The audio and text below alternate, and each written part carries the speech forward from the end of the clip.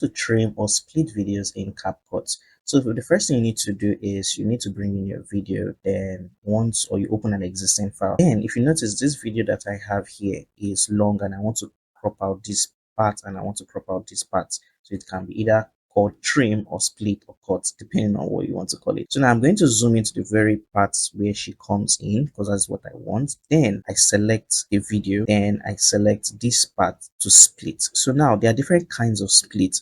If I hit this, if you notice, I now have this and I can delete it if I want, right? And if I select this towards the ending where she disappears and I select this and I click on this and I select this and I click on delete with from my delete key, you can see it delete and I only have the part where she comes in, takes a photograph and she goes out. So now if you notice, we can also do this with trim, right? So for example, now I can hold this and I'll trim it to, if you notice, if you watch my right hand side, you'll notice where she comes in. So I can do that and say, okay, I want it there. Then if I come down here and I trim it down here, you could see that it comes in where I want it. So now these are the two methods you can use to trim your video. Also, the recommended way, I would not forget to like, share and subscribe.